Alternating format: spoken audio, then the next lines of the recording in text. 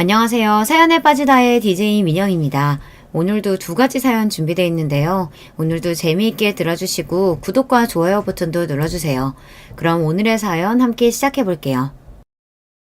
안녕하세요. 저는 경기도에 살고 있는 여자입니다. 시댁에서 주로 시어머니 때문에 일어나는 이모저모가 여성들 입장에서는 압도적으로 많다고 여겨질 텐데요. 저는 주된 인물이 시아버지 쪽이었어요. 옛날에 가정에서 정말 폭군 그 자체이셨던 분이라고 하고요. 시어머니께서 말려도 소용이 없었다고 하죠. 자식들에게 엄청 무섭게 구는 분이셨습니다. 제 남편에게 남동생이 하나 있거든요. 시동생하고 2살밖에 차이가 안 나니 자라면서 뭐든 함께하며 한 세트처럼 여겨졌을 형제가 아닐 수 없습니다. 그런 아들들이 조금만 크고 나면 당신에게 기어오를까봐 겁이 난다고 하시면서 시아버지께서는 항상 그런 싹을 미리 밟아놔야 한다고 주장을 하셨어요. 정신머리 교육은 째깍째깍 시켜놔야 돼. 안 그러면 키워준 눈에도 모르고 지 애비한테 반항하고 달려들게 사는 놈들이야. 대관절 왜 그렇게 생각하셨는진 정말 의문이네요. 군대 뺨치게 아들들을 향해서 거의 명령조로 말씀을 하셨고요. 당장 튀어가서 물 한 잔 떠오도록 한다. 실시! 그러면 남편이고 시동생이고 사색이 되어서 물을 들어 용수철처럼 뛰어가야 했죠. 절대 장난조로 농담을 담아서 시아버지께서 그리 구신 게 아니었고 진지하고 무섭게 구셨어요. 공포스럽게 말입니다. 그래서 남편과 시동생 형제가 아주 어렸을 때부터 시아버지께서 또 어떤 명령을 내리실까 그게 걱정되고 경계가 되어 집에서는 잔뜩 신경을 곤두세우고 있는 아이들이었다고 해요. 어렸을 때 정신교육을 똑바로 시켜야 한다는 명목하에 시아버지께서는 당신의 아들들에게 벽에 등을 딱 붙이고 차렷 자세로 있으라고 명령하셨고 그게 1시간 넘게 이어질 때도 있었습니다. 생각해보세요. 그런 자세로 있으면 어른이라고 할지라도 좀이 쑤시고 다리가 아파서 오래 못 버팁니다. 바른 자세에 바른 정신이 깃드는 법이야. 그러니까 자세에 흐트리지 말고 똑바로 서 있어 이것들아. 하지만 잔인하게 누나를 빛내며 명령하는 부친의 모습을 보고 감히 어린 아이들을 거역할 생각을 못했겠죠. 다리가 저절로 후들후들거리고 등이 간지럽고 종국에는 정신이 아득해지는 느낌이 또한 들었을 거고요. 그러다가 시동생이 그 자리에서 오줌을 지렸습니다. 똑바로 서 있는 거 하나도 제대로 못해서 뭘 어쩌자는 거야? 오줌이나 질질 싸고 있고 정신 안 차리냐 이것들아? 그걸 보시고도 시아버지께서는 버럭 화를 내셨고 남편은 자신의 발바닥을 적시던 오줌의 그 감각을 평생 잊지 못하게 됩니다. 오줌을 지려버린 시동생이 신음하며 결국 비틀거렸고 바닥에 쓰러졌습니다. 그제서야 시아버지께서는 혀를 끌끌 차시며 오늘은 글렀다고 선언하신 뒤 돌아서셨죠. 차마 그곳을 볼 수 없어서 방에 들어가 계셨던 시어머니께서 슬그머니 나오셨고 시동생을 얼른 살피시는 동안 남편 또한 쓰러지듯 바닥에 주저앉았습니다. 오줌이 묻은 그 바닥에 주저앉아서 식은땀으로 젖은 온몸을 부들부들 떨며 남편은 이렇게 살고 싶지 않다, 이 집에서 나가고 싶다 이런 생각만 하고 있었습니다. 시아버지께서는 두말할 필요 없는 폭군이셨으며 부모 자격이 없는 분이셨죠. 시어머니께서는 그 폭군의 폭정에 억눌린 나머지 납작 엎드려서 덜덜 떠는 것밖에 못하게 되신 분이었고요. 당신의 아들들이 가혹한 훈육을 당할 때마다 눈물을 훔치며 발을 동동 구르시는 게 전부였습니다. 남편과 시동생은 학교를 다니며 필수 불가결로 들어가게 되는 돈, 그 이야기를 집에서 꺼내는 걸 어려워했습니다. 특히 시아버지 앞에서라면 아예 못했고요. 시아버지께서는 당신의 자식들에게 돈이 들어가는 걸 질색하시는 분이었고 그러면서도 항상 돈 타령을 하셨습니다. 시어머니 혼자 계실 때만 남편과 시동생은 필요한 용돈 이야기를 간신히 꺼낼 수 있었어요. 시어머니께서도 경제권을 가지고 계신 게 전혀 아니었던 데다 시아버지 앞에서 숨을 한껏 죽이고 사셨기 때문에 자식들에게 용돈 한 푼 쥐어주는 것조차 어려워하셨습니다. 매번 간신히 이런저런 사정을 대가며 시아버지께 허락을 받아내셔서 자식들에게 용돈을 주셨죠. 성부가 너 태어났을 때 말이야. 돌아가신 네 할머니가 얼마나 좋아하셨던 줄 아니? 그래서 네 이름에 복자가 들어가 있는 거야. 네가 태어난 걸 너무 기뻐하셨고 그래서 복 많은 이름을 너에게 꼭 지어주고자 하셨거든. 시어머니께서는 이 이야기를 자주 해주셨는데 이건 남편이 가장 좋아하는 이야기였습니다. 남편의 친할머니, 그러니까 저에게 시할머니 되시던 분은 시동생 태어나기 직전에 돌아가셨습니다. 건강이 원체 안 좋으셨다고 하더라고요. 시할머니께서 시어머니께 알려주시기를 일찍이 돌아가신 시할아버지 때문에 집꼬라지가 항상 말이 아니었으며 그분에게 맞아서 생긴 후유증들 때문에 몸이 안 좋아진 것 같다고 하셨습니다. 그러더니 결국 천수를 못 누리고 떠나셨죠. 시아버지께서는 당신의 모친께는 해코지를 하지 않았으나 불량한 태도를 쭉 보여오셨어요. 부전자전으로 그런 망나니 같은 기질을 물려받으신 게 분명했어요. 그게 아니면 보고 자란 게 그것뿐이라서 시할아버지의 모습을 따라하게 되신 걸지도 모르죠. 아무튼 이런 부친을 똑같이 겪은 형제였으나 자라서 각기 다른 생각을 가지게 되었습니다. 만약에 지옥을 사람의 형상으로 만들면 우리 아버지일 거야. 벗어나는 게 상책이야. 그리고 나는 이 다음에 결코 그런 사람이 되지 않을 거야. 남편은 시아버지를 향해서 분노의 이를 갈았고 자신은 결코 그 전철을 밟지 않을 것임을 다짐하며 자랐어요. 반면 시동생은 조금 달랐죠. 아버지는 거스를 수 없는 존재야. 무조건 따르고 될 수 있는 한 순종적으로 구는 게 최고야. 세상에서 가장 두렵고 무서운 존재로 시아버지를 여기고 있었거든요. 이렇게 같은 환경 속에서 자란 형제가 신기하게도 점점 반대가 되어갔습니다. 저에게는 남편의 남동생인 시동생뿐만 아니라 여동생인 시누이도 있습니다.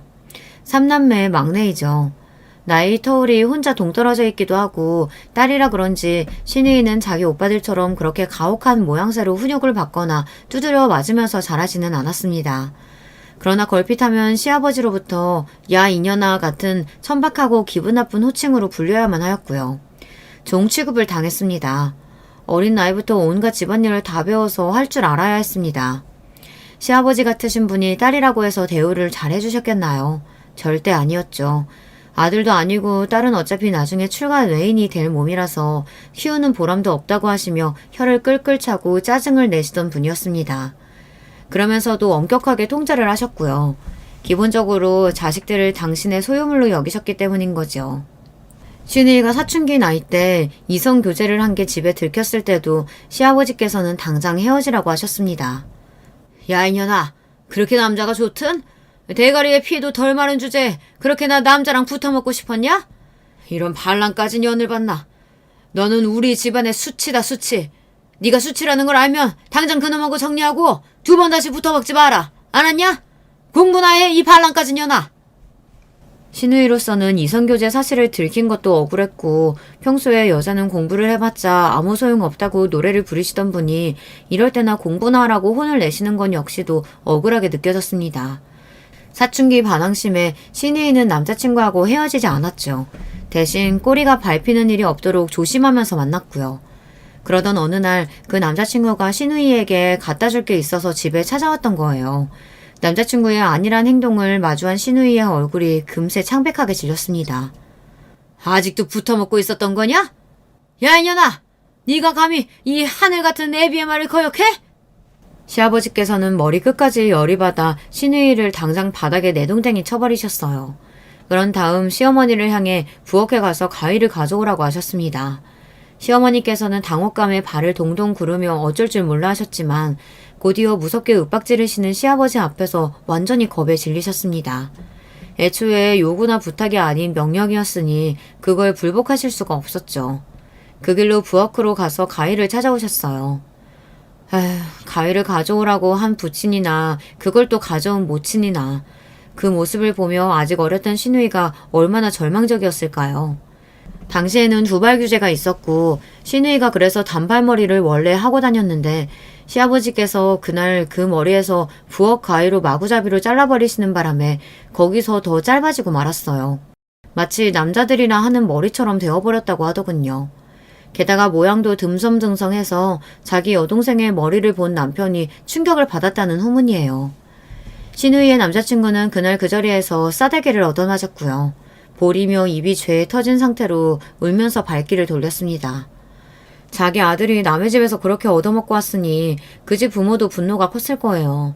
하지만 상대가 개념도 상식도 통하지 않는 무례배였기 때문에 어쩔 수 없이 참았던 모양이에요. 말이 통해야 가서 따지기라도 하죠. 대화 자체가 안 통하는데 뭘 어쩌겠어요. 신이는 깊은 죄책감을 느끼게 되었고 그 이후로는 절대 자신의 개인적인 이야기를 집에다가 하지 않게 되었습니다. 꼬투리를 잡힐 조금의 여지도 내어 보이지 않았고 집에 마음의 문을 닫게 되었던 거죠. 계집년들은 나이가 차는 대로 시집이나 가버리면 그만이라고 시아버지께서는 입버릇처럼 그런 소리를 하셨었고 그것에 질릴 대로 질린 신우이는 일부러 순종적인 척하며 조용히 지내다 고등학교를 졸업하자마자 집을 나왔습니다. 혼자 알아서 자취생활을 하면서 전문대를 다녔고요. 참고로 3남매 중에서는 둘째인 시동생이 대학을 잘 나왔습니다. 힘들게 재수 생활을 한 보람이 있는 결과였죠. 재수를 하겠다고 결정을 지었던 것도 시아버지의 강요가 있었기 때문입니다. 시동생의 머리를 빡빡 밀어버리셨고 무조건 재수를 해서 좋은 대학에 가라고 하셨거든요. 고작 이것밖에 안 되는 놈이었냐? 아주 실망이 이만저만이 아니다. 힘들게 교육시켜서 키워놨더니 고작 이게 뭐냐? 대가리 속에 똥만 가득 찼으니 이러는 거지 뭐. 머리 밀고서는 이제 정신 차리고 피를 토한다는 각오로 공부만 해라. 시동생은 죽기 살기로 공부를 하는 수밖에 없었습니다. 시아버지께서 당신의 처남에게 좋은 대학을 강요하셨던 것은 처남보다 공부 수준이 좀 더 나아 보였던 장남이 기대 이하의 결과물을 냈기 때문일 거예요. 하지만 장남에게는 재수를 강요하실 수가 없었죠. 그 무렵에는 이미 남편이 덩치가 커질 대로 다 커진 상태였고 머리가 커진 만큼 반항하는 것도 강했기 때문입니다. 시아버지 당신께서 마구잡이로 휘어잡고 휘둘렀던 옛 시절을 다시 남편에게 맛보여주기는 어렵게 되신 것이었죠. 그래서 그 분노와 욕구를 몽땅 시동생에게 푸셨습니다. 그런 덕분이라고 해도 될지는 모르겠으나 어쨌든 시동생은 결과적으로 대학을 잘 갔어요. 남편은 보통 수준의 대학을 나왔습니다. 형제가 둘 다 군대를 다녀오고 대학을 졸업하고 사회생활을 시작하게 되자 이제 시아버지께서는 옛날에 그 폭군스러웠던 면모를 많이 잃으신 뒤였죠. 사람은 고쳐 쓰는 게 아니라는 말처럼 좋은 성격으로 변하신 건 절대 아니었고요. 나이가 드시면서 자연스레 힘을 잃게 되셨던 것뿐입니다. 더 이상 당신의 뜻대로 모든 것을 휘어잡고 군림할 수 없다는 걸 어쩔 수 없이 납득을 하신 것이었고요. 아마 이런 부모를 겪어보신 분들이 계실 거라는 생각이 드네요. 젊어서 기력이 있으셨을 때는 자식을 휘어잡으시고 멋대로 구시고 소유물처럼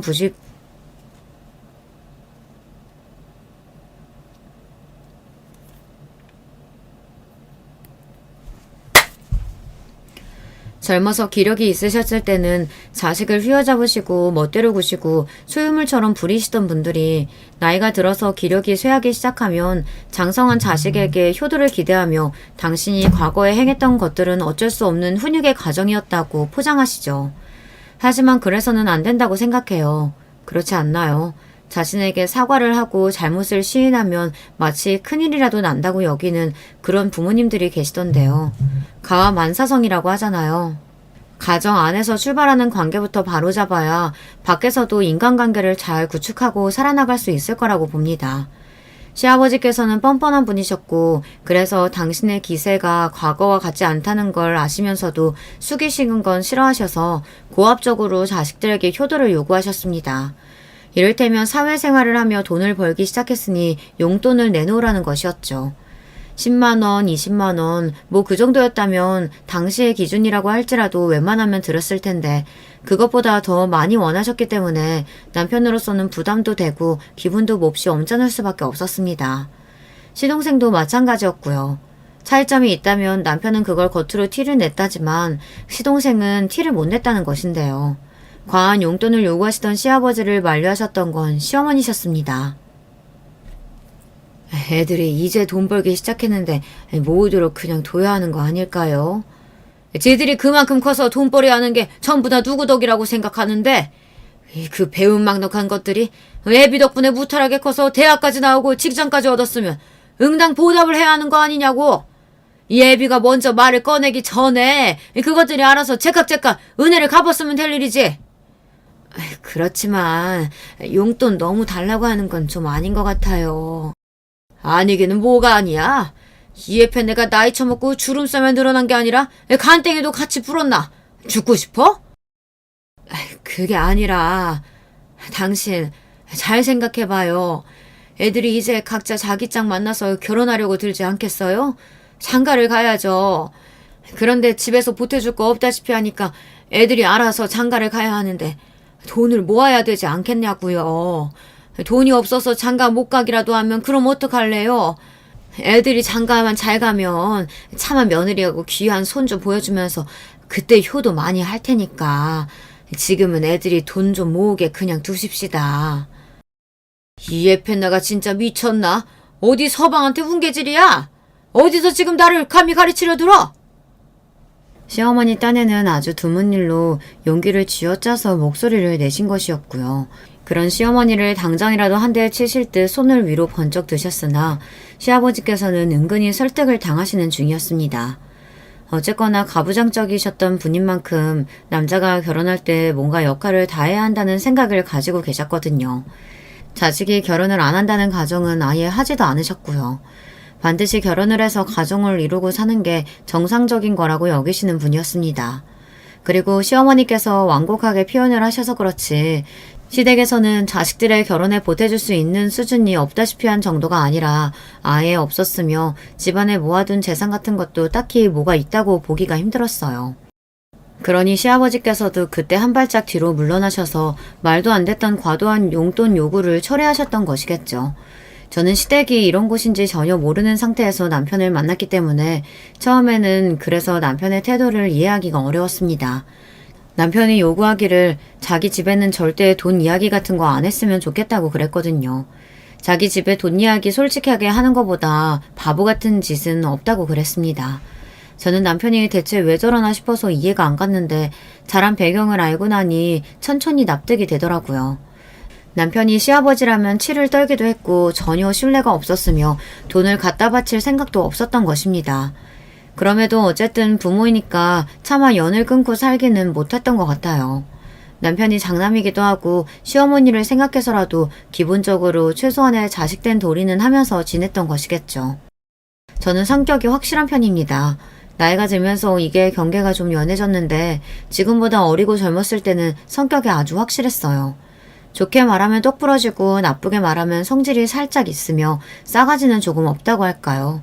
그런데 제가 괜히 심심해서 그런 성격이 된 건 아니었고요. 그런 식으로 노선을 딱 정해서 정확하게 정리를 해야만 하는 환경에 놓여 있었기 때문에 그렇게 된 것이었어요. 타고난 성격 자체도 그리 유들유들하지는 않았기 때문에 한마디로 저는 좀 드센 여자라고 할 수 있었습니다. 문 남성들이 꺼려하는 성격이었는데요. 제가 특징이 하나 있다면 드센 여자인과 동시에 잘난 여자였습니다. 저희 부부는 남편이 저에게 먼저 반해서 구애를 하며 만나게 된 관계예요. 남편이 그러기 이전에도 제가 좋다고 하는 남자들이 몇 있었습니다. 좋은 결혼 자리도 들어왔었고요.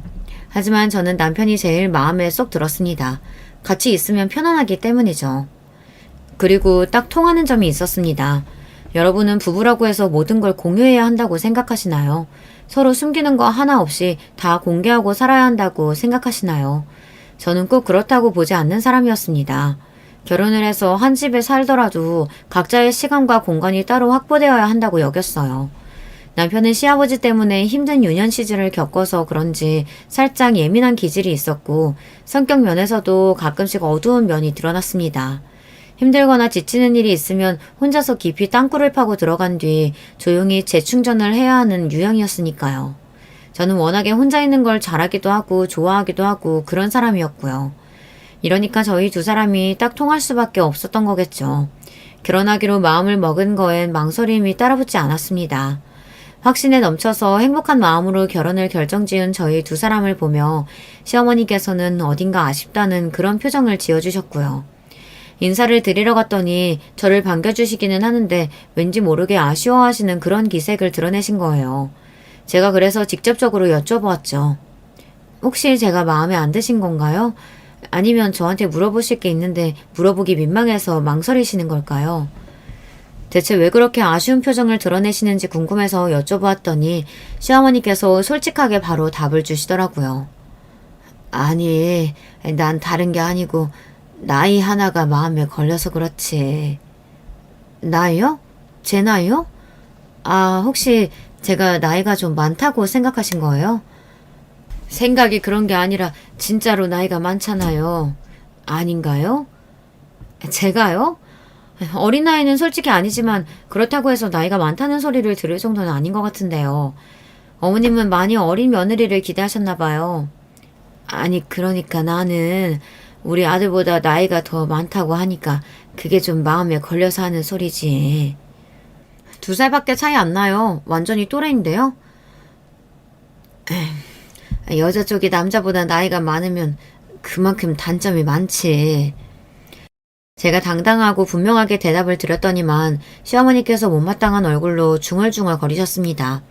갑자기 단점을 운운하시는 것에 그쯤 되니까 저도 속으로 어이가 좀 없어졌어요.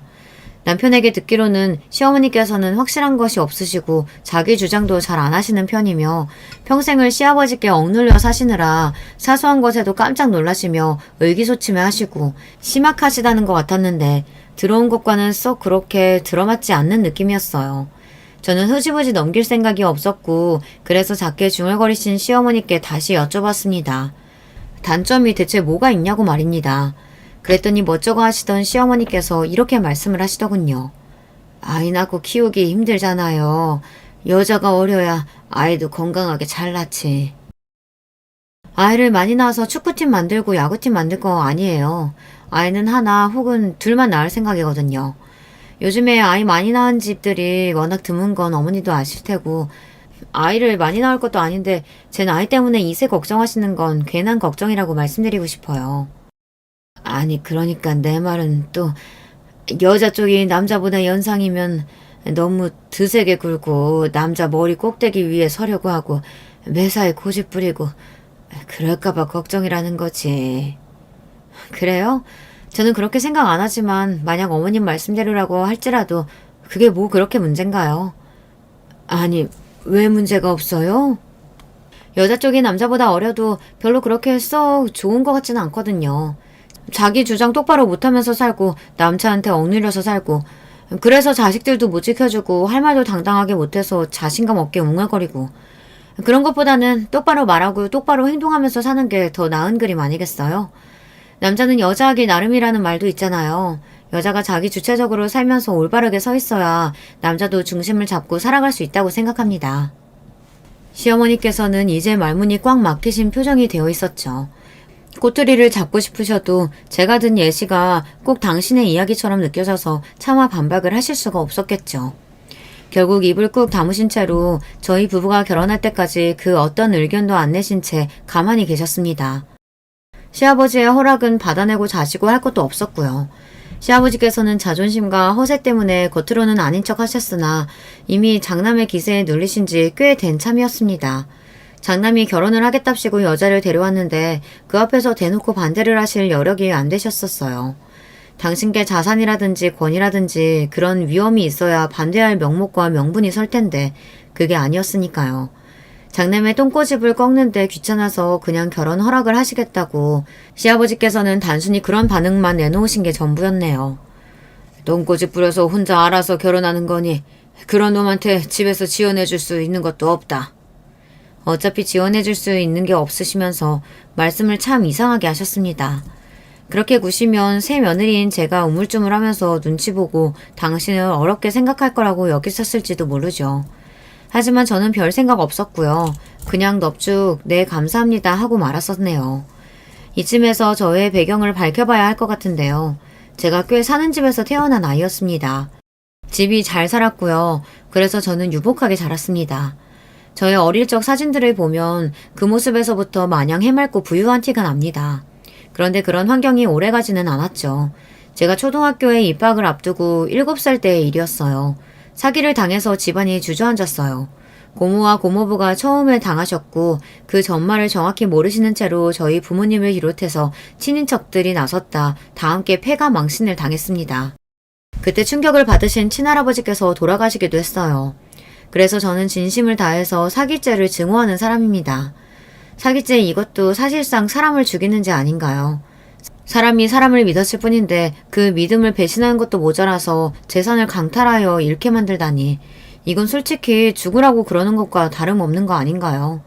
엄청난 사기 사건에 휘말려 막심한 피해를 입게 된 후 저희 가족은 갑자기 방 한 칸짜리 아주 작은 집으로 보금자리를 옮기게 되었고요. 그마저도 한자리에서 오래 살지 못해서 여러 곳을 전전하며 살았습니다. 그런 생활을 약 5년 정도 하다가 그나마 조금 방이 큰 곳으로 가서 정착을 하였고요. 그런데 저희 어머니가 몹시 강단이 있는 분이셨어요. 정신력 같은 게 보통 분은 아니셨고요. 그러니까 이를 악물고 그때까지 버티셨죠. 새로 정착을 한 동네에 과거 인연이 잠시 있었던 분이 살고 계셨다는 걸 알게 되셨던 어머니는 저를 데리고 그분을 자주 찾아뵙기 시작했어요. 왜냐하면 그분이 미용실을 하고 계셨거든요. 어머니는 괜히 그곳에서 아무도 시키지 않은 잡일을 하시며 살갑게 구셨고 그분의 환심을 사셨습니다. 그런 것에는 다 이유가 있었죠. 어느 날 어머니가 저를 보며 말씀해 주셨어요. 이제 학교 마치고 갈 데 없으면 무조건 거기 미용실에 가 있어. 내가 말은 다 해놨으니까 너는 그냥 거기 가서 있고 싶을 때까지 있어도 돼. 알았지? 그 시절은 지금과 같지 않았으니까요. 이웃의 공간에 가서 시간을 보내는 게 이상하지도 낯설지도 않았던 때였죠. 저는 어머니의 그 말씀만 듣고서 정말로 그날 이후로 미용실에 혼자 찾아가 시간을 보내기 시작했어요. 어머니는 이제 저녁 늦게까지 하는 일을 다니고 계셨거든요. 당연히 아버지는 밤낮 없이 돈을 벌러 다니고 계셨기 때문에 두 분은 맞벌이였고요. 어린 저는 학교 수업이 끝나면 있을 곳이 필요했죠. 학원을 갈 돈도 없었고 매일같이 친구들 집을 전전하는 것도 무리가 있었으며 저녁밥을 매일 얻어먹을 수는 없었으니까요. 그런 면에서 미용실은 저에게 저녁까지 안락하게 시간을 보낼 수 있는 최적의 장소였습니다. 미용실 안에 딸린 쪽방에서 책을 읽기도 하고 손님들이 왔다 갔다 하는 걸 구경하면서 때로는 흥미로운 아주머니들의 대화에 귀를 한껏 기울이기도 하였죠. 그러다가 점점 아주머니들에게 저의 존재감이 부각되었고 어느새 저는 어린이인 주제에 그분들 사이에 껴서 한자리를 차지하게 되었습니다. 저를 챙겨주는 게 재미있다시며 일부러 미용실에 단골이 되신 분도 계셨어요. 저는 낯을 크게 가리지 않는 성격이었는데 그런 시간을 보내면서 점점 더 대범한 구석을 갖추게 된 듯 싶어요. 그래서인지 사람을 상대하는 것을 두려워하지 않는 사람으로 자라났고요. 그 시절, 그 시간들이 저에게는 귀중한 자산이 된 것이죠. 아주머니들이 책이라든지 문제집 같은 걸 갖다 주시기라도 하면 저는 그걸 감사한 마음으로 싹 다 보고 풀었습니다. 그러면서 자연스레 집중하는 법, 공부를 대하는 자세도 익힐 수 있었어요. 저희 가족의 성공 비결은 좌절하지 않은 것이었다고 생각해요. 빛났던 과거의 영광과 비참해진 현재의 어두움을 비교하려 들지 않았습니다. 그게 비결이라면 비결이었네요.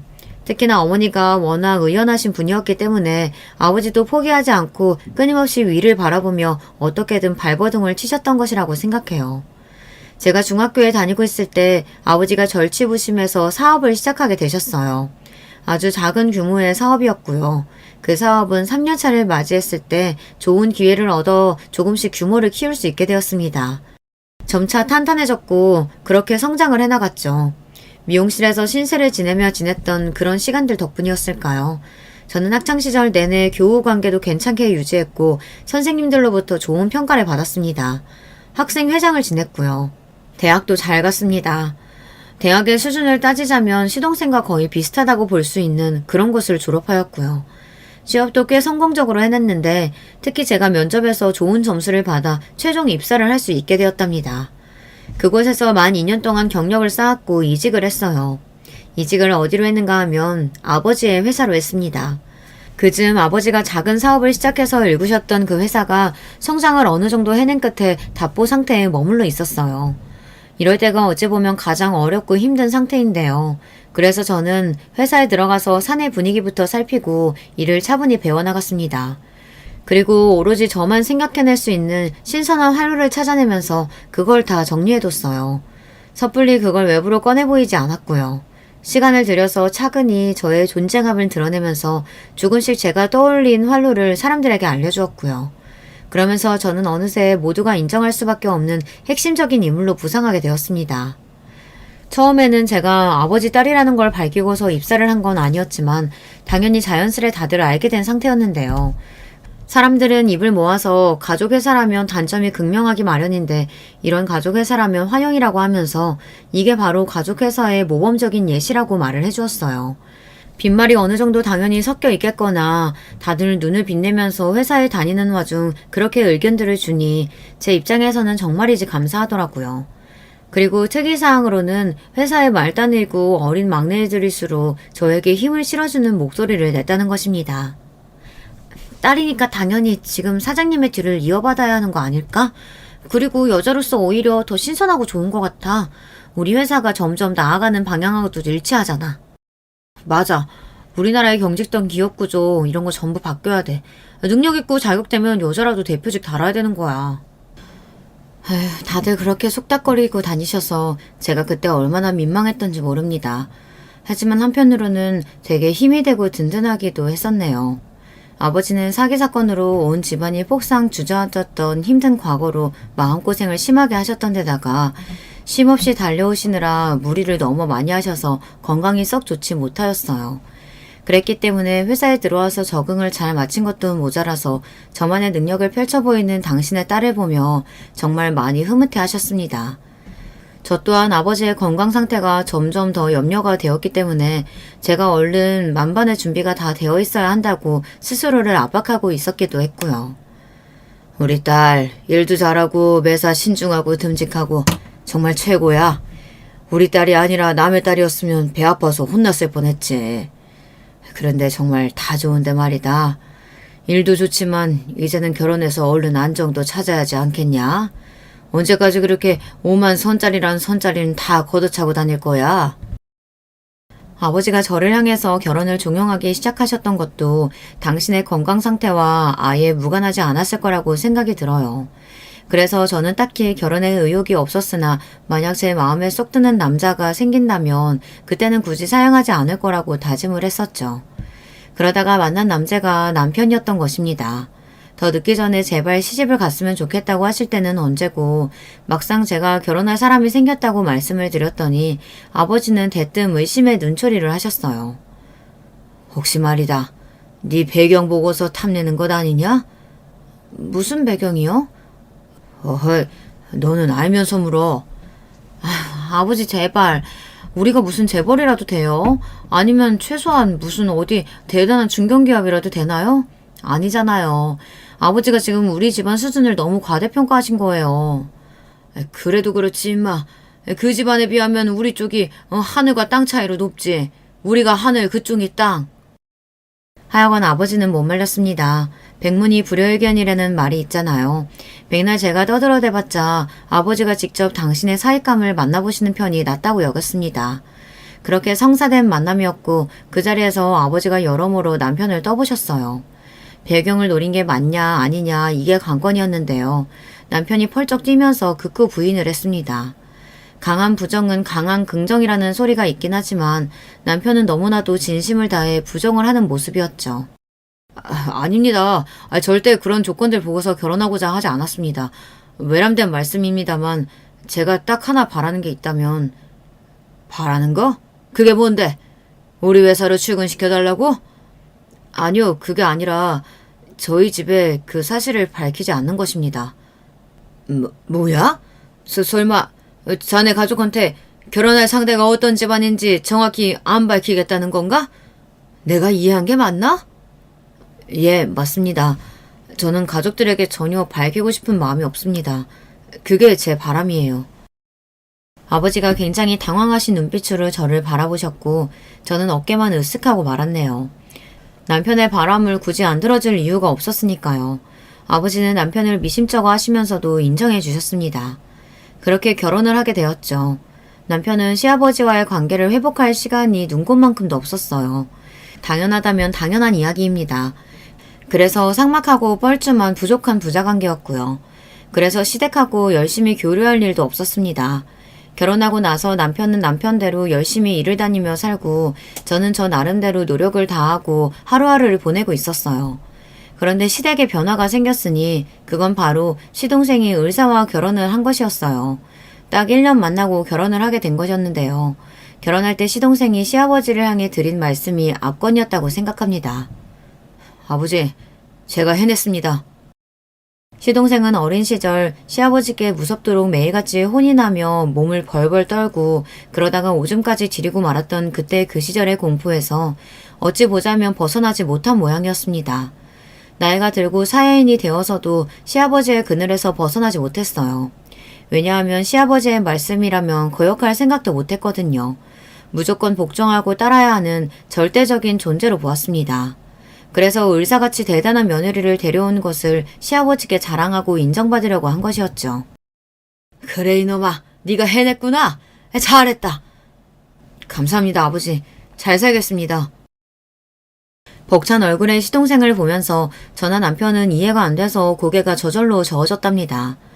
동서는 시동생보다 한 살이 많았어요. 어쩌다 보니까 형제가 둘 다 연상과 결혼을 하게 됐는데요. 저한테 하셨던 것과는 달리 동서에게는 시어머니께서 나이가 많다느니 그런 소리를 안 하셨어요. 그저 흐뭇하게 바라보실 뿐이었죠. 그거부터 차별이 느껴지더군요. 동서가 잘난 집안에서 태어나 자라 의사가 된 것은 아니었고요. 쉽게 표현을 하자면 개천에서 난 용에 가까웠습니다. 친인척 다 통틀어서 의사가 된 건 동서가 유일했죠.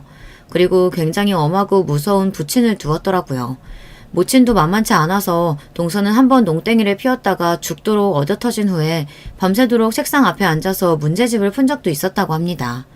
가족들이 보통은 아닌 것 같았어요. 그러니까 시동생하고 통하는 구석이 있었겠죠. 제가 회사 일 때문에 바빠 죽겠건만 동서가 생겼다고 해서 시댁에 발걸음을 한 건 아니었고요. 시누이가 돌아왔길래 시댁에 종종 들리게 되었습니다. 시동생과 동서의 결혼식에 참석한 것을 계기로 시어머니의 눈물겨운 설득을 마주한 시누이가 집으로 돌아왔거든요.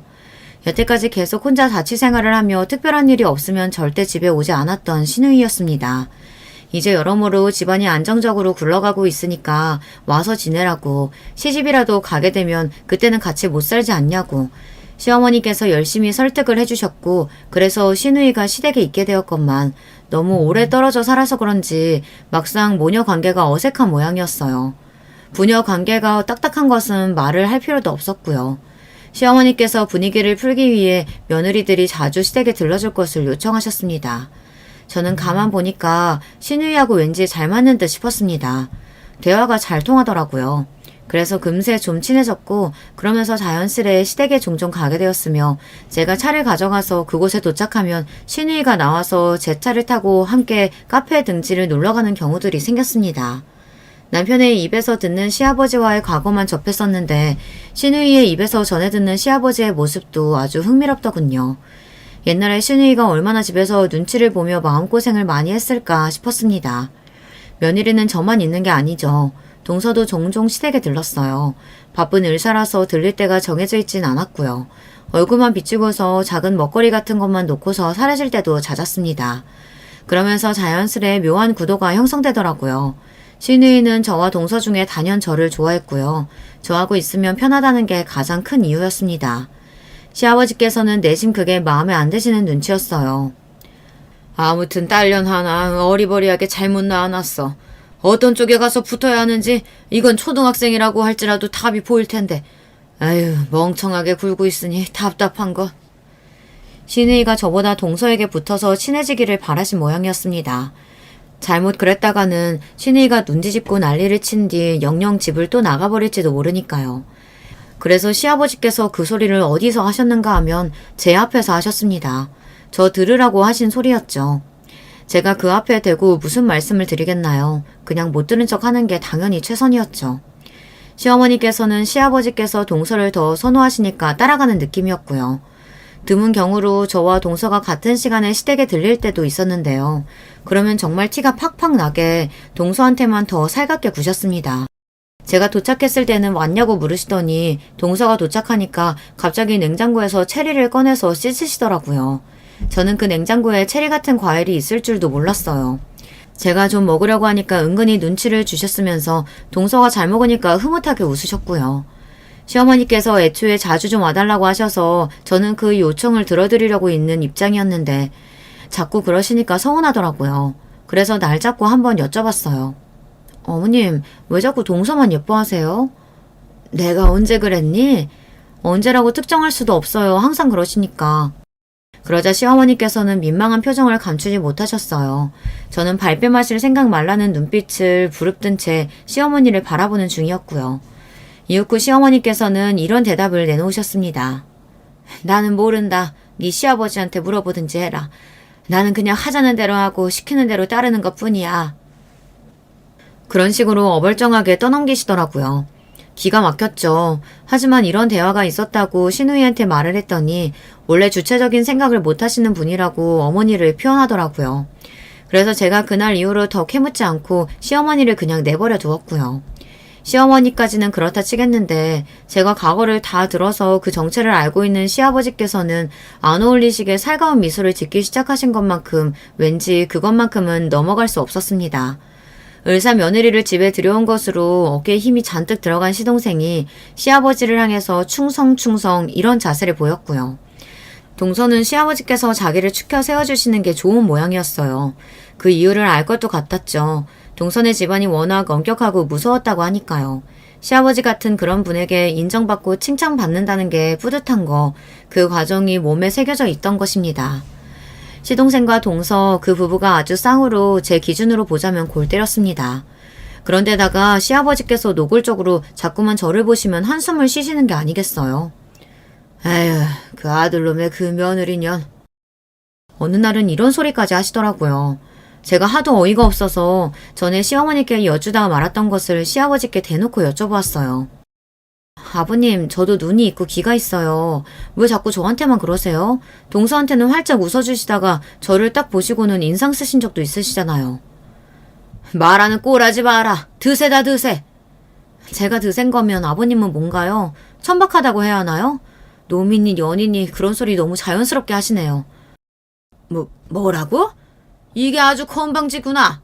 어디 며느리년이 하늘같이 떠받들어야 하는 시아버지한테 대들어? 이래서 사람 급이라는 게 나눠져 있는 거다.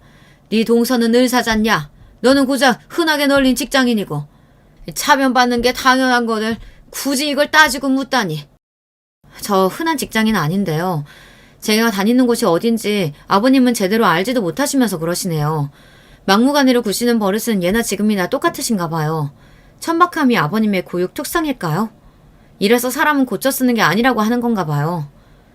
제가 웃으면서 또박또박 말씀드렸더니 시아버지의 얼굴이 가을날 잘 익은 사과처럼 붉어졌습니다. 열이 팍팍 오르신 것이죠. 그리고 어느새 부엌에 계시던 시어머니께서 놀란 얼굴로 초조하게 다가오신 상태였고요. 열받으신 시아버지의 상태를 보신 시어머니께서 어깨를 떠시며 저에게 얼른 허리 숙이고 사과를 하라며 거의 이 모양으로만 작게 외치셨습니다. 그러나 제가 한 건 코웃음 치는 일이었고요. 시부모님께서는 동시에 기가 막혀 하셨습니다. 이 고약하고 정신 나간 것이 너 때문에 필시 내 딸년도 안 좋은 물이 들어버렸겠구만. 내 딸년이 의사하고 친해져야 하는데 왜 쓸모없는 직장인 나부랭이라고 자꾸만 붙어 다니는 거야? 그 딸년에게 안 좋은 물 들이셨던 건 아버님 본인 아니세요? 왜 죄 없는 저에게 책임을 전가하려고 하세요? 많이 당황스럽네요. 그리고 저 일개 직장인 나부랭이 아니에요. 오냐? 네가 제법 탄탄한 기업에 다니고 있다 이거냐? 그렇다고 해도 의사에 비할 소냐? 네가 의사가 버는 것에 반의 반이라도 버냐? 네, 벌어요. 차고 넘치게 법니다. 그 탄탄한 기업 말인데요. 대표가 저예요. 갑자기 숨막히는 침묵이 내려앉았습니다. 시아버지께서 놀라서 휘청거리셨고 시어머니께서는 손으로 입을 틀어막고 주저앉으셨어요.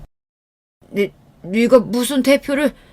기업의 대표라니 무슨 수로? 원래 저희 친정아버지가 대표신데요. 이제 제가 그 자리에 가게 됐거든요. 그러니까 제가 대표예요. 아, 맞다. 두 분은 저희 집안에 대해서 전혀 모르시죠? 그러길래 장남한테 좀 잘하지 그러셨어요. 장남에게 신뢰를 못 받으시니까 사돈 집안이 어떤 집안인지도 전혀 모르시는 거 아니겠어요. 이제는 시아버지마저 주저앉으셨는데 아예 엉덩바가를 찍고 마셨습니다. 그러면서 허리를 다치셨는지 한참 신음을 하셨고요. 저는 이제 볼장 다 봤다는 얼굴이 돼서 시댁을 나섰습니다. 시누이에게도 그날 따로 대화를 나눠 회사 이야기를 알려주었고요. 시어머니의 연락을 받은 남편이 시댁에 가서 시부모님과 시동생 동서가 있는 앞에서 모든 전말을 알려주었습니다. 제가 진정으로 어떤 존재인지 알게 된 이들은 넋이 나가버렸죠. 하지만 그 이전에 시아버지께서 엉덩방아를 잘못 찌으셨던 것 때문에 치료를 한참이나 받으셔야만 했답니다. 전혀 꼼짝을 못하고 지내셨죠. 아주 통쾌했고요. 거침없이 나서준 저에게 남편은 대리만족을 느낀다고 했어요. 똘똘한 시누이는 제가 회사로 불려들여 적성에 딱 맞는 자리를 하나 내주었고요. 이제 시댁에 발길을 할 필요가 없어졌답니다. 시아버지께서는 자존심 다 버리시고 남편에게 이제 와서 잘 보이려고 안달이 나셨으나 별 소용이 없었죠. 시어머니께서는 하루 종일 깊은 한숨만 내쉬시는 모양이었어요. 시무룩해진 시동생과 기운이 없어졌다는 동서의 근황은 궁금하지도 않았네요. 여러분 안녕하세요. 저는 집안 청소를 할 때마다 사연에 빠지다를 틀어놓는 아이 키우는 엄마예요. 아이를 낳고 키워보니까요. 아가씨 시절에는 몰랐던 세상이 보이더라고요. 가끔은 아예 제가 다른 사람으로 재탄생한 것 같다는 기분이 들기도 한답니다. 부모가 되어보신 분들도 다 저처럼 이런 과정을 거치셨는지 궁금하네요. 사연은 익명이니까 제가 허심탄회하게 한번 저희 결혼 생활을 털어놔보고 싶은데요. 제가 나이가 많은 사람이 아님에도 보기 드물게 일명 중매 결혼을 하였습니다. 고상한 단어로는 맞선으로 순화를 시켜도 되려나요? 제 배경 먼저 설명을 드리면 좋을 것 같네요. 이 결혼을 하게 되기까지는 나름의 얽힌 이야기가 있습니다. 제가 중학생 때 저희 집은 무척 어려워진 상태였어요. 그때가 바로 친정 아빠께서 큰 외삼촌과 의기투합하여 사업을 시작하신 지 딱 2주년을 맞이하던 시점이었죠. 거래처에서 대금을 지급받지 못하고 있었는데 현금이 안 되니까 부득이하게 직원들 월급이 제때 안 나간 모양이었습니다. 흔한 일은 아니지만 충분히 있을 수 있는 일이죠. 당시에 두 분을 제외하고 사무실 직원만 6 정도였던 것으로 알고요. 그런데 충분히 있을 수 있는 일이었음에도 그중 한 직원이 지나치게 앙심을 품었던 거예요. 회사 내에 돈이 될 만한 것들은 싹 다 훔쳐서 도주하였습니다. 훔친 것들 중에는 법인카드도 있었어요. 그걸로 대범하게 고가의 물품들도 싹 다 결제했고요. 몇 달이 지나고 나서야 그 직원이 필리핀으로 몰래出국한 지 오래였다는 걸 알게 되었고요. 큰 외삼촌께서는 이때 스트레스를 너무 심하게 받으셔서 쓰러지셨습니다. 친정 아빠하고 동업하셨다는 대목에서 아마 유추가 가능하시겠지만 친정 엄마하고 큰 외삼촌은 정말 사이좋은 남매였어요. 그러니 친정 엄마께서도 덩달아 너무 힘들어하셨어요. 집안 분위기가 초상집이었죠. 저는 이때 하필이면 사춘기 중학생이었으니 저 역시도 이루 말할 수 없을 만큼 스트레스를 받아서 반항하고 그랬었습니다. 지금 생각하면 너무 죄송할 따름이에요. 부모가 멍청하게 굴어서 상황이 이렇게 된 걸 왜 자식이 피해를 받아야 돼? 나도 부모를 선택할 수 있었다면 이런 부모는 절대 안 골랐어. 이런 부모 밑에서 태어나게 해달라고 빈 적은 단 1초도 없었으니까. 너는 네 외삼촌이 쓰러져서 병원에 계신 상황인데도 그런 말이 나오니? 왜 이렇게 배은망덕하게 굴어? 은혜를 입어봤어야 배은망덕하게도 구는 거 아닌가? 나는 딱히 은혜라는 거 받아본 적 없는데? 내가 다른 집 아이에 비해서 잘 누린 게 단 한 가지도 없잖아. 엄마가 나한테 잘해준 게 대체 뭐가 있어? 엄마 입으로 한번 말을 해봐. 이런 버르장머리는 도대체 어떻게 상대를 해야 할지. 명아, 엄마는 그저 네가 빨리 이 반항기를 지나보냈으면 좋겠구나. 그리고 먼 훗날 네가 결혼해서 아이를 낳아본다면 부모가 되면서 자연스럽게 알게 될 거야. 네가 지금 이렇게 말을 해서는 결코 안 되었다는 것을 자연스럽게 깨닫게 되겠지. 저는 씁쓸하게 말씀하시는 친정엄마를 비웃었죠. 저는 그야말로 부모 가슴에 대못을 받는 자식이었던 거예요. 왜 그랬는지 모를 일입니다. 철이 없었다는 말로는 변명이 안 되는 것 같아요. 저는 한참 엇나가서 불량한 친구들과 어울려댔고 친정엄마의 건강이 계속 안 좋아지고 있었으며 친정아빠께서 모든 것을 포기하려고까지 하셨을 때 저희 가족에게 기적 같은 도움의 손길이 등장하였어요. 당시에 친정엄마께서 너무나도 힘이 드시니까 정신적, 신체적으로 다 무너진 상태에서도 불철주야 교회에 매달리셨어요. 뭐라도 의지하려고 하신 거였죠.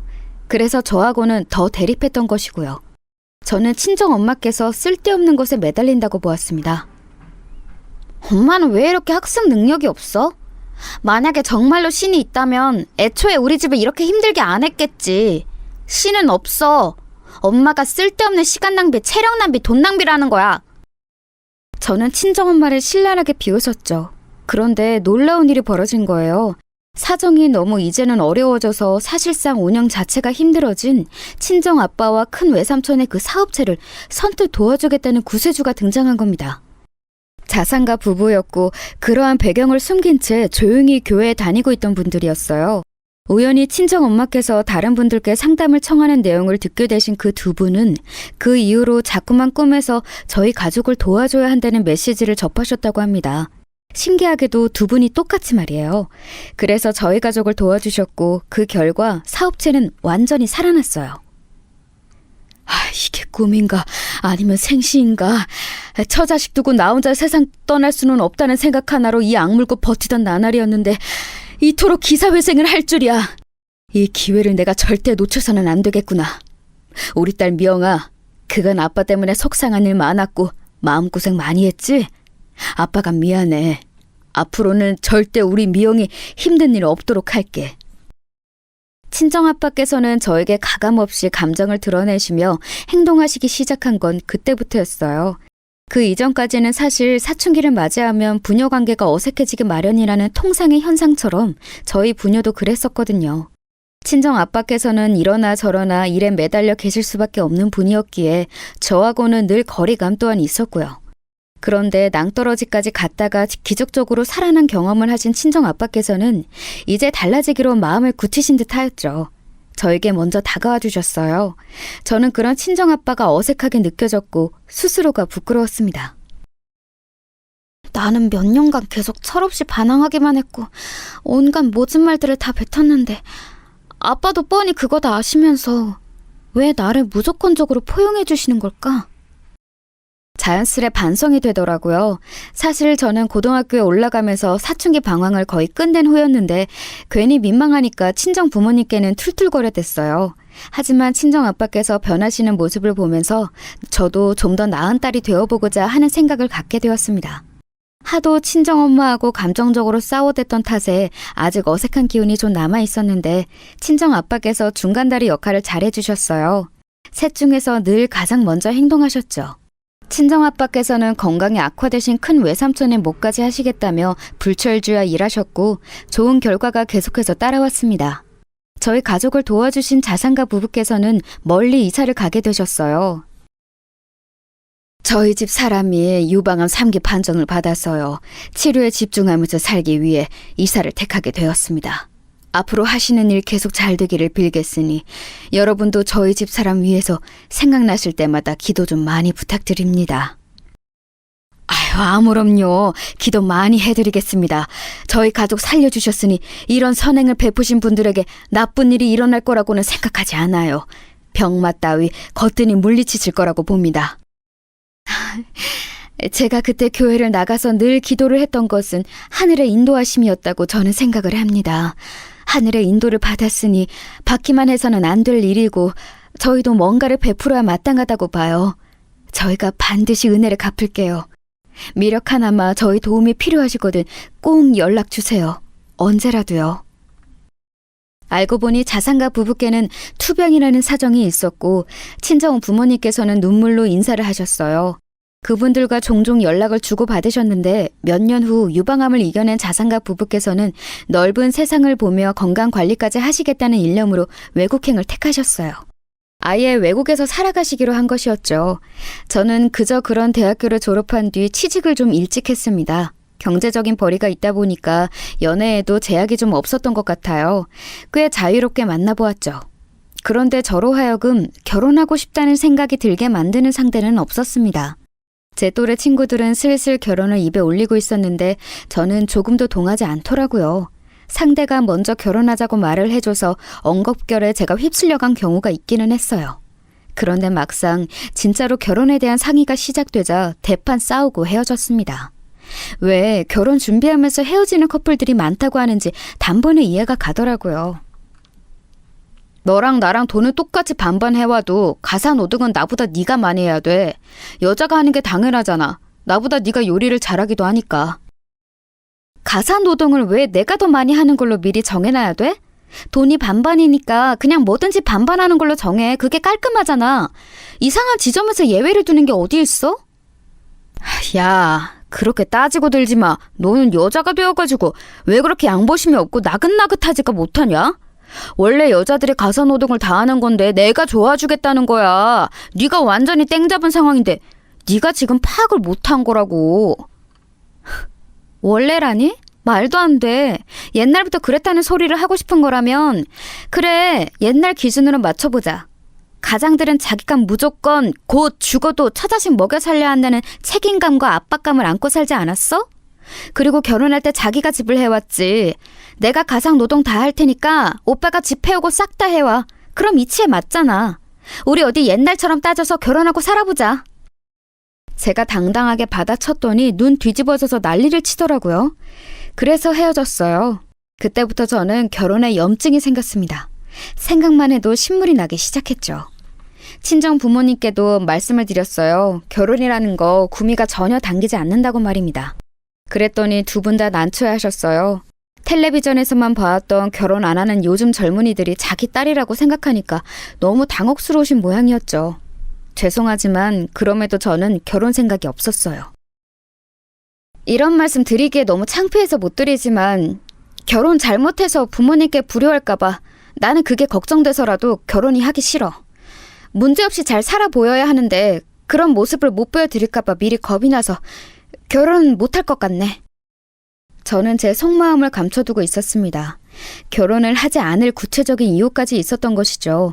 하지만 세상사가 예상한 대로 안 흘러가더라고요. 어느 날 친정 엄마께서 되게 생각이 많으신 얼굴로 저에게 말씀을 하셨어요. 내가 엊그제 누굴 만났는 줄 아니? 예전에 우리 도와주셨던 분들 한국에 들어오셨다길래 만났지.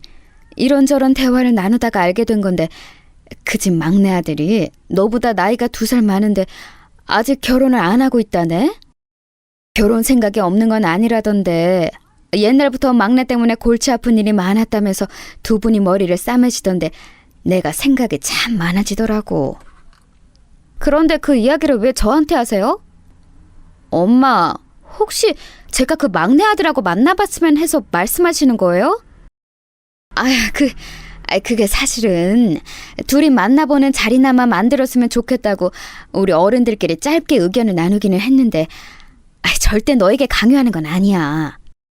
이미 상황은 그렇게 흘러가게 됐는데 강요가 아니라고 하는 게 별로 설득력이 없었어요. 제가 별로 좋아하는 흐름은 아니었지만 저는 친정 엄마께 속으로 엄청 죄송해하며 사는 딸이었기 때문에 못 이기는 척 넘어가 드렸습니다. 이쯤 되면 예상이 가시겠지만 그 집 막내 아들이라는 사람하고 제가 결혼을 하게 되었던 거예요.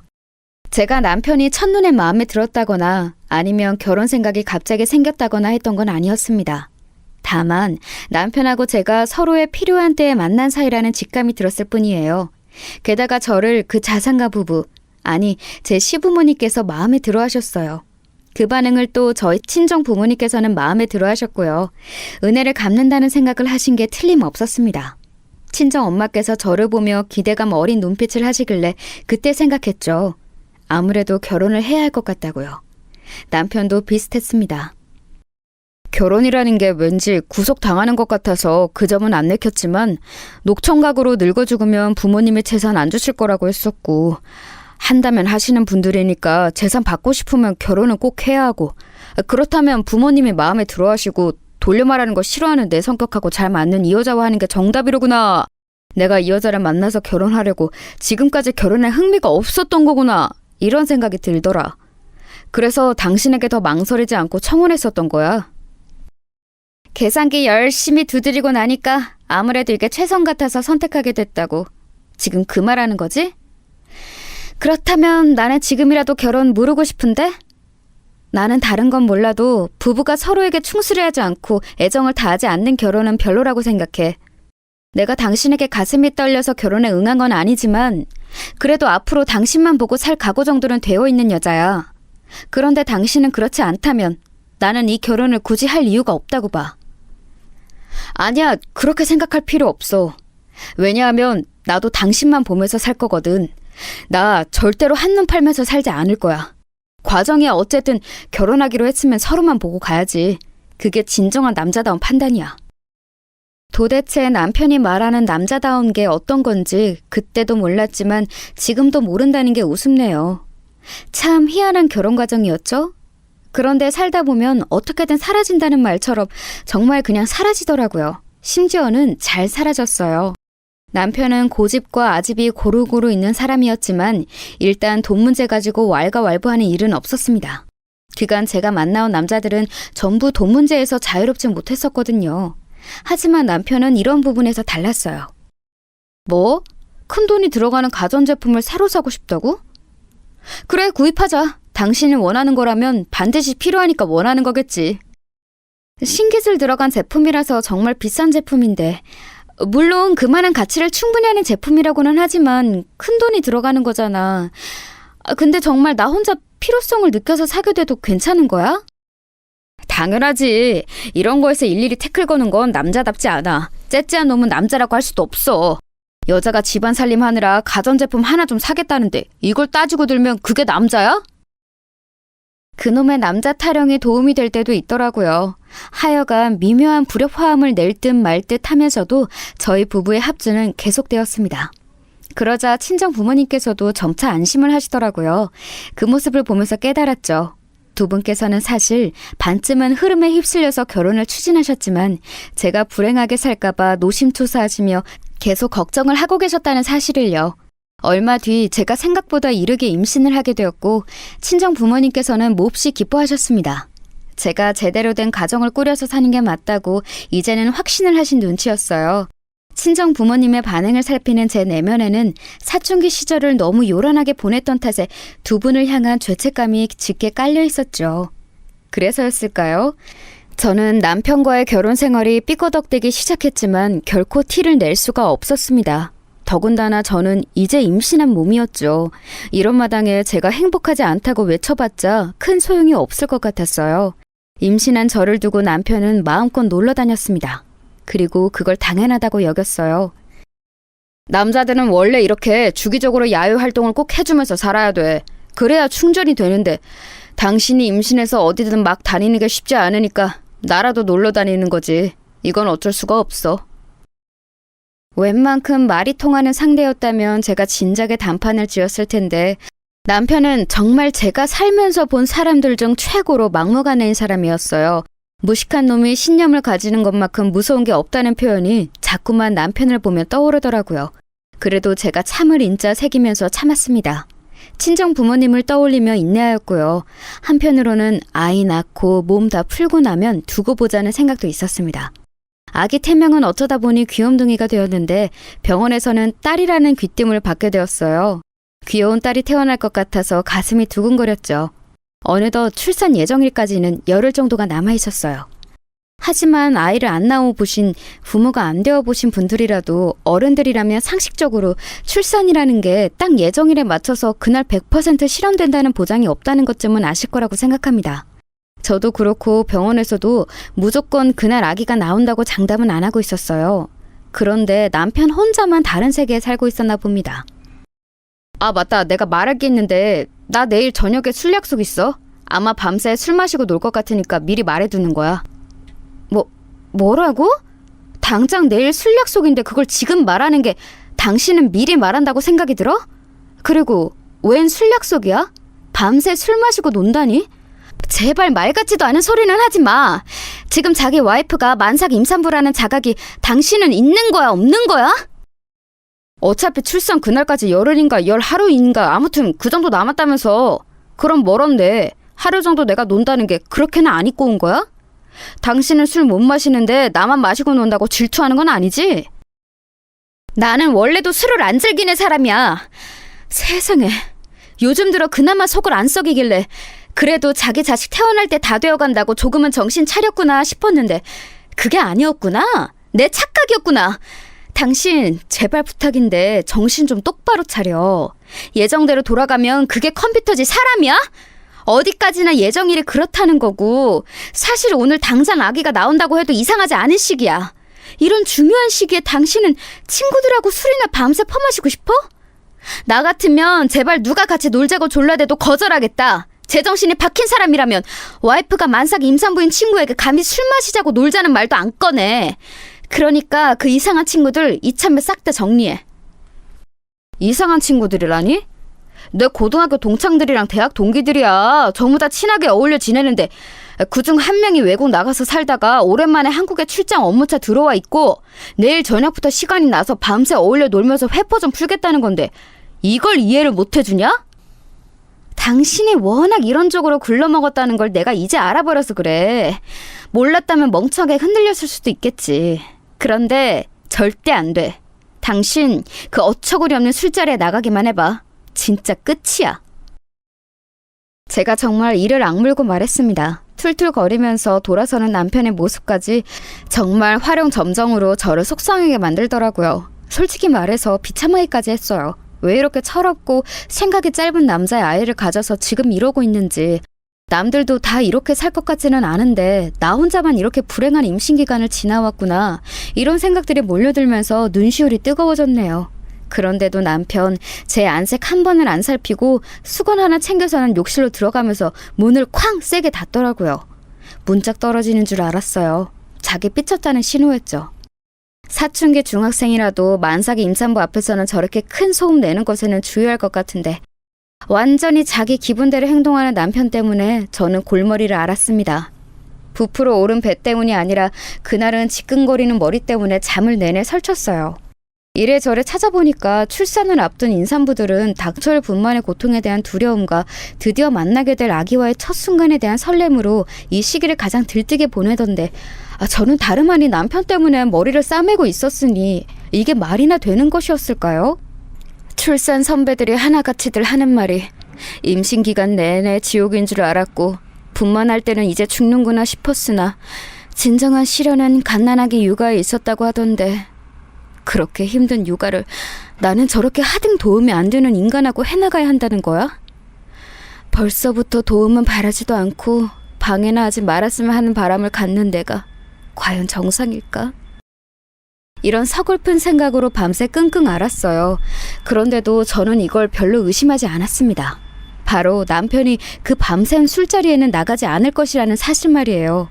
유치하고 저급하게 실이 삐친 티는 팍팍 냈으나 그걸 끝으로 남편이 놀러 나가지 않을 거라고 믿었는데요. 저는 현실을 부정하고 싶은 상황을 이튿날 맞닥뜨리게 되었습니다. 오후 5시 남편이 메시지를 남겨왔어요. 불금의 의미란? 바로 불타는 금요일. 나 오늘 불사 지르고 올게. 당신의 뱃속 양수에서 헤엄치고 있는 우리 귀염둥이하고 텔레비전이나 보면서 잘 쉬고 있어. 예정일 많이 남아있으니까 안심 좀 해. 저는 제 눈을 의심하면서 짧은 그 내용을 읽고 또 읽었습니다. 바로 전화했는데 안 받더라고요. 아직 업무 중임을 감안해서 진짜 화를 꾹 참으면서 메시지를 쓰다가 임신 초기부터 꾸준히 점층 쪽으로 붓기 시작해서 이제는 아주 오동통해진 손가락으로 휴대폰 타자를 치려니까 화가 난 상태에서는 갑자기 너무 힘이 드는 거예요. 너무 서러웠죠. 임신 때문에 저는 온갖 고생 다 하면서 생명에 대한 책임감과 애정으로 버텨왔는데 남편이란 작자는 늘 그렇듯 유유자적이었으니까요. 메시지 쓰던 것을 때려치우고 다시 전화를 건 뒤에 아예 음성 메시지를 남겼습니다. 뭐? 불금 같은 소리하고 자빠졌네. 당신 진짜 미친 거 아니야? 우리 귀염둥이가 있는 양수 그거 언제 터질지 모르는 상황인데 불사 지르면서 논다는 소리가 그 입에서 쳐나오니? 퇴근하자마자 당장 집으로 튀어와! 책임감이나 도리 같은 건 저는 어느새 기대하지도 않고 있었던 것 같아요. 그저 일만의 양심이라는 게 있으면 음성 메시지를 듣고 집으로 올 거라고 여겼습니다. 사람이라면 그렇게 해야 한다고 보았네요. 저녁 시간이었는데 전혀 배도 안 고팠고요. 저녁 밥을 하고 자시고 할 것도 없었던 것 같아요. 소파에 비스듬히 앉아서 그저 시계만 노려보고 있었습니다. 남편의 근무가 끝나는 6시가 되자마자 휴대폰을 다시 확인했는데 아무것도 안 와 있어요. 그래서 제가 남편에게 다시 전화를 걸었지요. 그러자 제가 들은 소리가 뭔 줄 아시나요? 휴대폰이 꺼져 있다는 안내 음성이었습니다. 너무 화가 나니까 되려 웃음이 나더라고요. 지금 생각하니까 자포자기의 웃음이었던 것 같아요. 휴대폰을 끄다니 이건 완전히 해보자는 거잖아요. 아기한테는 정말 미안했지만 솔직하게 고백을 해보자면 그 순간만큼은 차라리 아기를 낳고 싶지 않다는 생각마저 들었어요. 그 정도로 제가 정신적으로 너무 큰 타격을 받았던 듯 싶네요. 못나디 못난 남자 때문에 울고 싶지 않았건만 저도 모르게 눈물이 나서 그 서러운 심정을 이기지 못하고 혼자 있는 집에서 울었어요. 그런데 제가 잠시나마 아기가 차라리 안 태어났으면 좋겠다는 못된 생각을 한 탓이었을까요? 예정일도 남았건만 휘청거리며 힘들게 소파에서 일어났을 때 아래에서 젖은 느낌이 났어요. 본능적으로 양수가 터진 건가 싶어서 분만실에 연락부터 했네요. 일단 내원하라는 답을 들어서 출산 가방 저 혼자 챙겼습니다. 그러면서 남편에게 전화를 해봤지만 역시나 휴대폰이 꺼져 있었죠. 눈물을 훔치고서 메시지를 남겼습니다. 양수 터진 것 같아서 병원 가니까 이거 보는 대로 병원으로 달려오라고요. 메시지를 딱 보내고 나니까 그때부터 미친 듯이 진통이 시작되었어요. 식은땀이 줄줄 흐르고 눈앞이 흔들거렸습니다. 급하게 택시 불러서 병원으로 향했어요.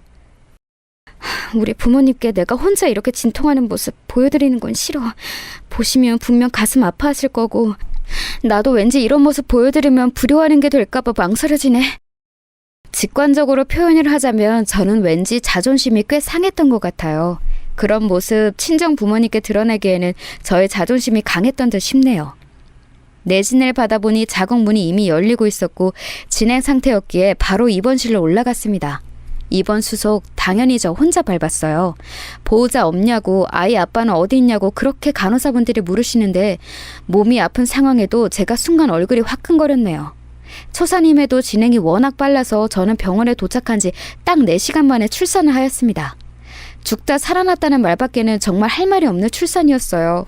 저는 제가 이대로 세상 하직하는 줄로만 알았는데 제 소중한 아기 귀염둥이가 세상 밖으로 나오자마자 정말 거짓말처럼 고통이 사라지더군요. 아주 신기한 경험이었어요. 무사히 출산을 마치고 나서 친정 부모님이 와주셨고요. 제가요, 갓 태어난 아기를 보면서 이루 말할 수 없이 감격했지만 그래도 울지는 않았거든요. 그런데 친정 부모님 얼굴을 딱 보자마자 마치 수도꼭지를 튼 것처럼 눈물이 줄줄 흘러나왔습니다.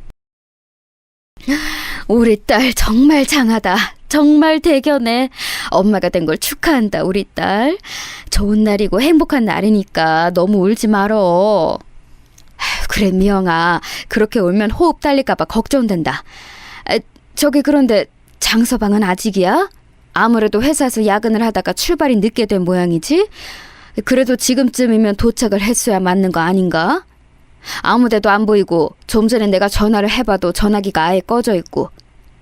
미영아, 혹시 장서방하고 연락은 언제 한 거니?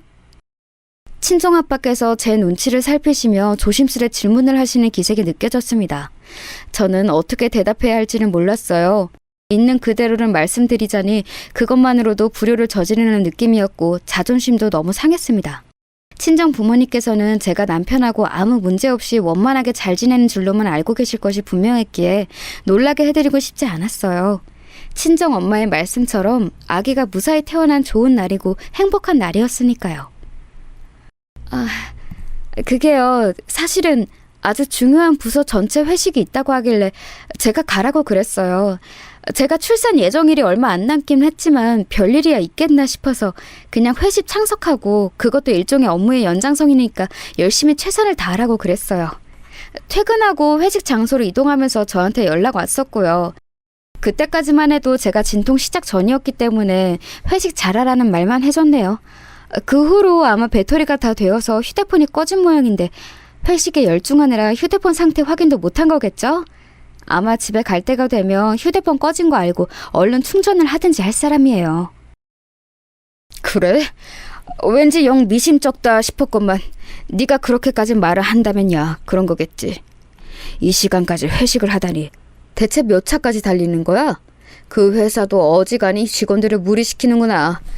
미영이 너는 괜찮은 건 맞지? 아빠가 장서방 오면 쓴소리 좀 해주랴? 아니에요. 쓴소리는 제가 해줄 준비 이미 다 마쳤으니까 아빠는 나서실 필요 없어요.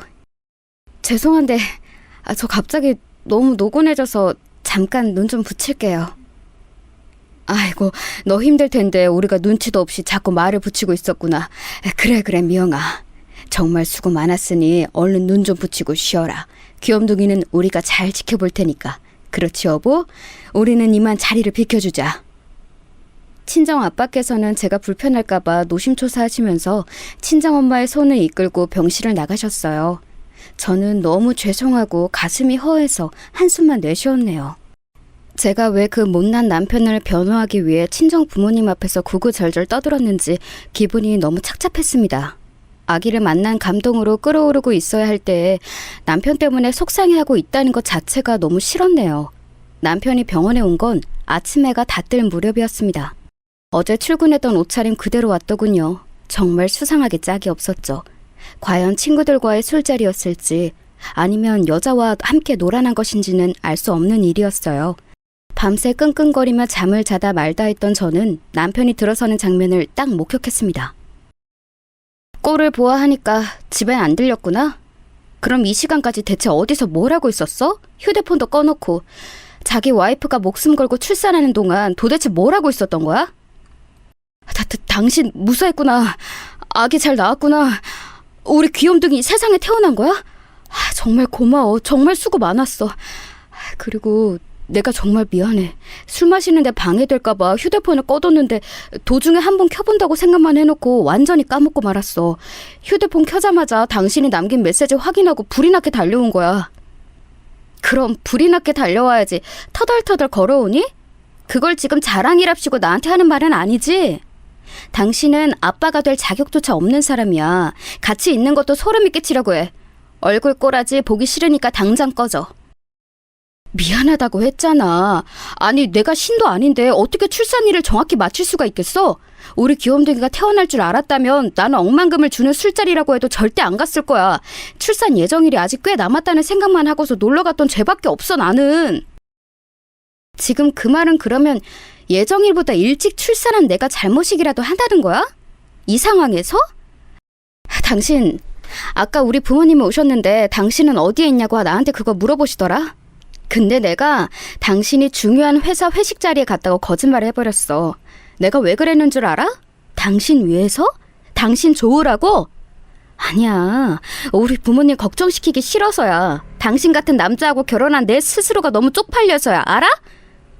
제가 분노와 서러움으로 입술을 덜덜 떨면서 말을 마치자 남편은 즉시 무릎을 꿇었습니다. 머리가 부스스하게 뻗친 그 정수리마저도 꼴 보기 싫더라고요. 아나무인 같은 인간이 제 앞에서 무릎까지 꿇었는데 저는 왠지 그것조차 가식으로 보이더군요. 제가 갓 낳은 아기의 아빠인 사람인데도 샘솟기 시작한 모정으로도 감싸기가 힘들어지고 있었어요. 용서해달라며 고개까지 푹 숙인 남편을 내려다보며 제가 이를 악물고서 말했네요. 그래도 아기 아빠니까 아기는 보고 가. 그런 자격 정도는 있다고 생각하니까. 하지만 나 찾아와서 볼 생각은 하지 마. 너무 소름 끼치고 화가 나서 오히려 나 회복하는 데 역효과만 나. 남자로서의 자존심도 다 내려놓고 내가 지금 무릎까지 꿇고서 애절하게 빌고 있는데 당신은 이걸 보고도 마음의 동요가 없어? 당신 말대로 내가 우리 아기 아빠잖아. 좋든 싫든 그건 사실이고 당신이 지금 이렇게 감정 앞세워서 굴면 결국에 이건 당신만 손해인 짓이야. 잘 생각했으면 좋겠다. 뭐? 참나 진짜 어이가 없네.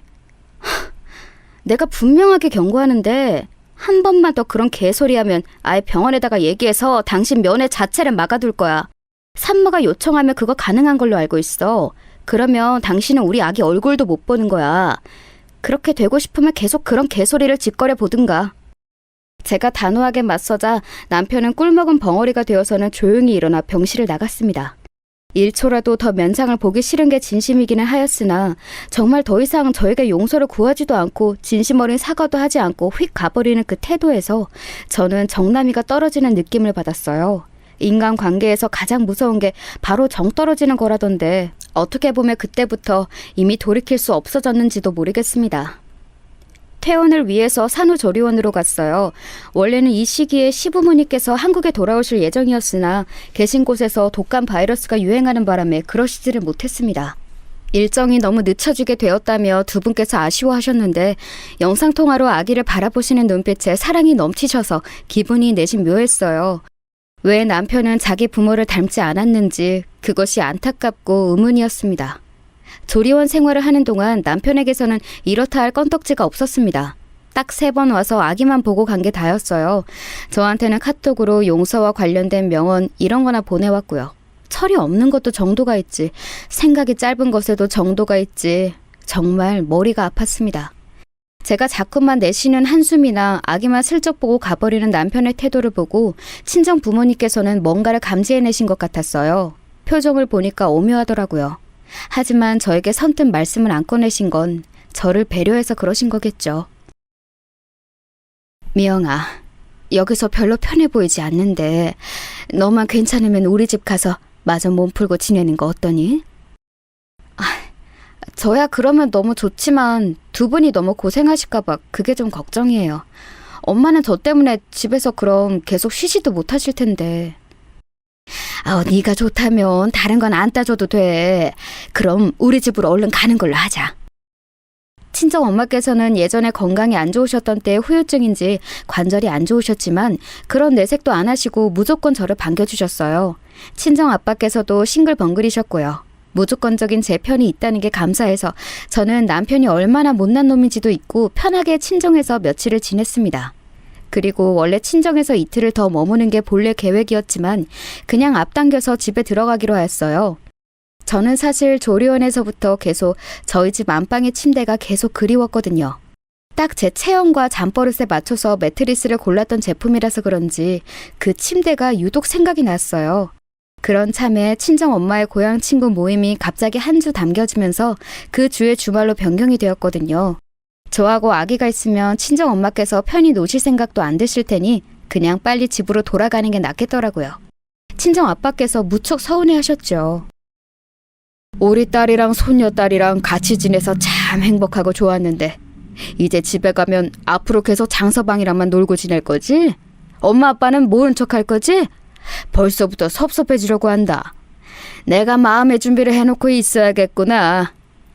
아니에요. 제가 두 분 뵈러 자주 놀러 올게요. 저 혼자라도 올 거예요. 왜 이렇게 자주 오냐고 잔소리 하실 정도로 올 테니까 지금 그렇게 안 섭섭해 하셔도 돼요. 그렇다면야 우리야 환영이다만 장서방 의견은 듣지도 않고 미영이 너 혼자 이렇게 우리 보러 자주 오겠다고 미리 정해도 되는 거야? 이제 아이가 태어났으니 부모 둘이서 하루 24시간이 모자라도록 아이만 쳐다보고 있어도 모자랄 것 같은데 정말 우리한테 네가 자주 오겠다고?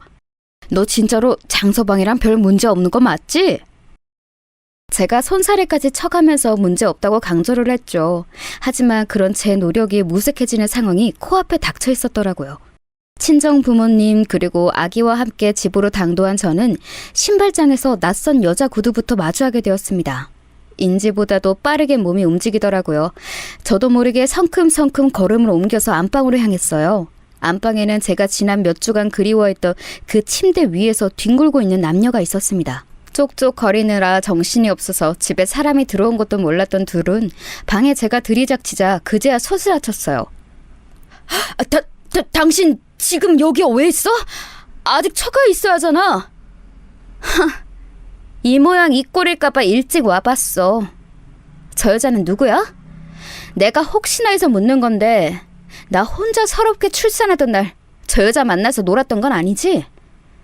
제가 비소를 지으면서 묻자 황당하게도 그 상간녀가 흠칫 놀라더라고요. 그것만으로도 맞다는 확신을 얻을 수 있었네요. 이런 짐승만도 못한 놈을 어쩌면 좋을지 제가 허탈한 웃음을 흘리고 있을 때였습니다. 이게 도대체 뭐하는 짓거리인가?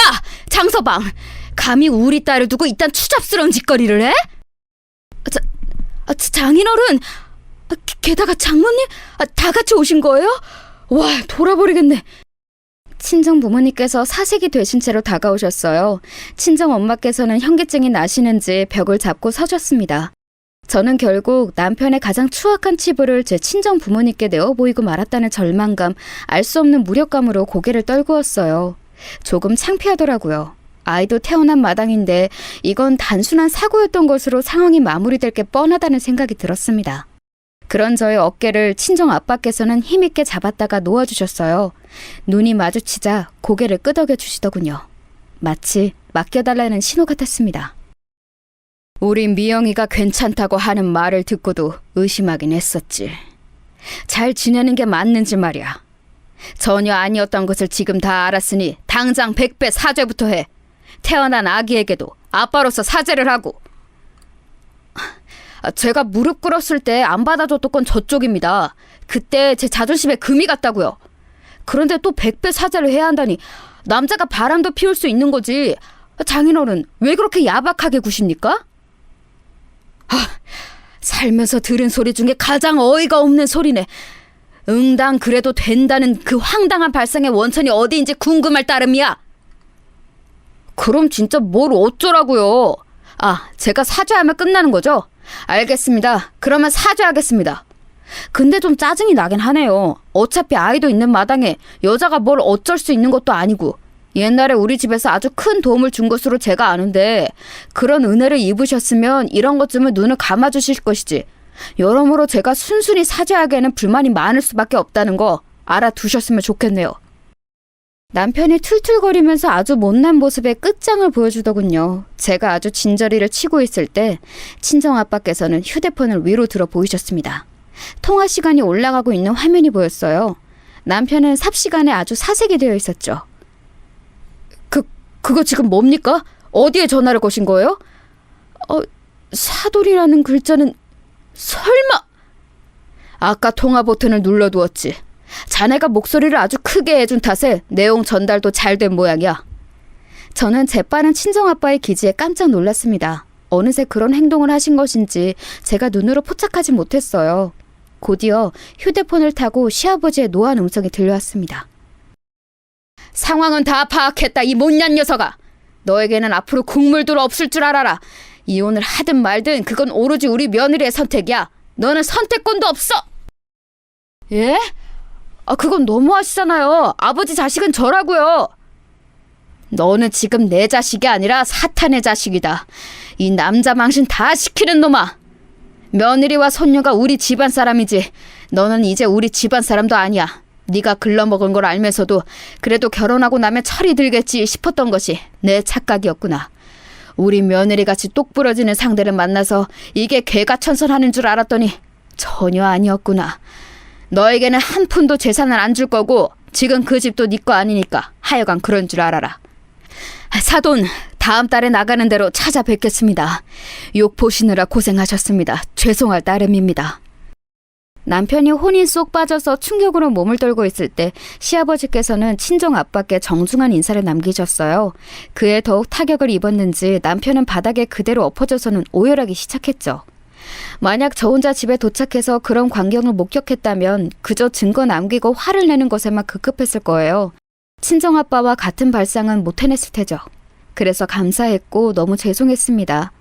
그런 저를 친정 부모님께서는 양 옆에서 꼭 끌어안아 주셨어요. 다 괜찮다는 듯이 말이에요.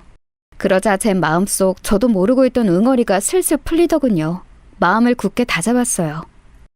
저는 그 이후로 제가 원하던 대로 상황 처리를 하였습니다. 정신을 차려보니 현장에서 뱀처럼 도망간 뒤였던 상간녀에게는 소송을 걸었죠. 자택과 직장으로 내용을 크게 보내주었습니다. 망신 제대로 당했을 거예요. 남편은 갖다 버릴까 하다가 곰곰이 생각한 끝에 일단은 이혼을 보려 했어요. 왜냐하면 저에게 재혼 의사가 없기 때문이었습니다. 남편은 지금까지 줄곧 저에게 용서를 받으려고 혈안이었지요. 하지만 저는 물론이고 온갖 식구들에게 전부 투명인간 취급을 받고 있어요.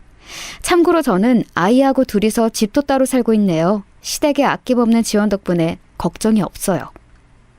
내가 진심으로 잘못했어. 이제는 진짜야. 나 모든 일을 다 후회해. 내가 죽을 죄를 지었어. 그러니 한 번만 더 나에게 기회를 주면 안 될까? 왜 또 찾아와서 난리야? 남자라면 너무 구차하게 그러지 마. 남자의 위신 다 떨어질까 봐 걱정된다. 제가 한껏 비웃어줬더니 남편이 엉엉 울더군요. 그래도 동정심 하나 안 들더라고요. 이혼은 안 한 상태이니 그 누구를 만나도 남편은 불륜일 뿐이에요. 정말 남편 같은 종자를 상대로는 지금 이게 최고의